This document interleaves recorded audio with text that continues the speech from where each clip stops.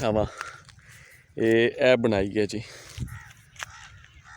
ਇਹ ਦੇਖੋ।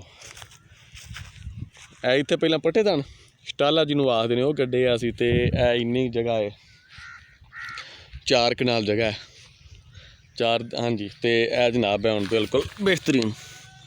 ਲੇਜ਼ਰ ਸ਼ੇਜ਼ਰ ਵੀ ਇਹਨੂੰ ਕਰਾਇਆ। ਲੇਜ਼ਰ ਕਰਾਉਣ ਤੋਂ ਬਾਅਦ ਜਨਾਬ ਹੁਣ ਇਹ ਬਿਲਕੁਲ ਤਿਆਰ ਕਰ ਦਿੱਤੀ ਹੈ।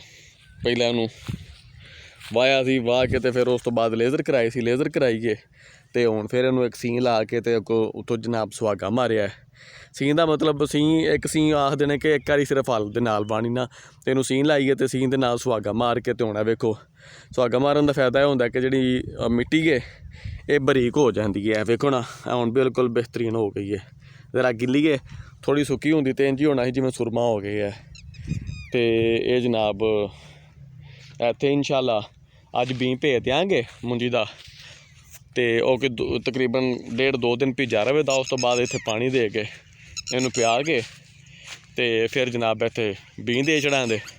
ਅੱਲਾ ਖੈਰ ਕਰੇਗਾ, ਪਨੀਰੀ ਤਿਆਰ ਹੋਵੇਗੀ ਅਤੇ ਫਿਰ ਇਹਨੂੰ ਉਹ ਤੋਂ ਬਾਅਦ ਪੁੱਟ ਕੇ ਅਤੇ ਆਪਣਾ ਭੰਡਾਂ ਸ਼ਿਫਟ ਕਰਾਂਗੇ। ਚਲੋ ਨਾਲੇ ਤੁਹਾਨੂੰ ਟਰੈਕਟਰ ਵਿਖਾਉਂਦੇ ਹਾਂ ਅਤੇ ਨਾਲੇ ਤੁਹਾਨੂੰ ਜਿਹੜਾ ਬੀਂ ਇਸ ਦਫਾ ਕਾਸ਼ਤ ਕਰਨ ਲੱਗਿਆ ਉਹ ਵਿਖਾਉਂਦੇ ਹਾਂ ਜੀ। ਇਹ ਦੇਖੋ, ਉਹ ਆਪਣਾ ਇੱਧਰ ਵੀ ਇੱਥੇ ਅਸੀਂ ਕਣਕ ਸੀ, ਇਹ ਵੀ ਤੁਹਾਡੇ ਨਾਲ ਪਹਿਲਾਂ ਵਿਖਾਈ ਸੀ। ਅਤੇ ਵੱਢ ਛੱਡ ਲਈ ਹੁਣ ਵੰਡਾਂ ਵਿਹਲੀਆਂ ਪਈਆਂ ਨੇ। ਇਹ ਕਿੱਕਰ ਵੇਖ ਲਓ, ਇਹ ਜਿਹੜਾ ਕੱਲ੍ਹ ਰਾਤ ਤੂਫਾਨ ਆਇਆ ਉਹਦੇ ਨਾਲ ਜਨਾਬ ਇਹ ਕਿੱਕਰ ਟੁੱਟ ਗਿਆ ਜੀ।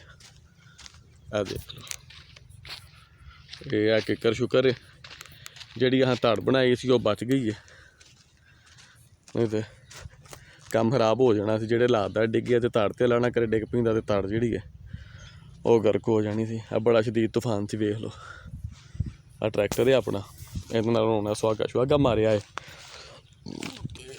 ਵੇਖੋ ਜੀ, ਇਹਦਾ ਕੰਮ ਸ਼ਾਮ ਹੋਣ ਵਾਲਾ ਸੀ। ਇੱਕ ਵਾਲੀ ਵਰਕਸ਼ਾਪ ਤੋਂ ਆਇਆ, ਸਾਰਾ ਤਿਆਰ ਸ਼ਿਆਰ ਕਰਾਇਆ ਜੋ ਇਹਦੇ ਮਾਮਲਾਤ ਹੋਣ ਵਾਲੇ ਸਨ। ਅਤੇ ਆਓ ਹੁਣ ਚਲੋ ਤੁਹਾਨੂੰ ਚੱਲ ਕੇ ਜਨਾਬ ਬੀਂ ਵਿਖਾਉਂਦੇ ਹਾਂ ਜਿਹੜਾ ਕਾਸ਼ਤ ਕਰਨਾ ਹੈ। ਇਹ ਵੇ ਜੀ ਬੀਂ, ਇਹ ਵਰਾਇਟੀ ਦਾ ਨਾਂ ਹੈ PB 1718, ਅਤੇ ਇਹ ਪੈਡੀ ਸੀਡਸ ਵਾਲੇ ਨੇ। ਇਹਨਾਂ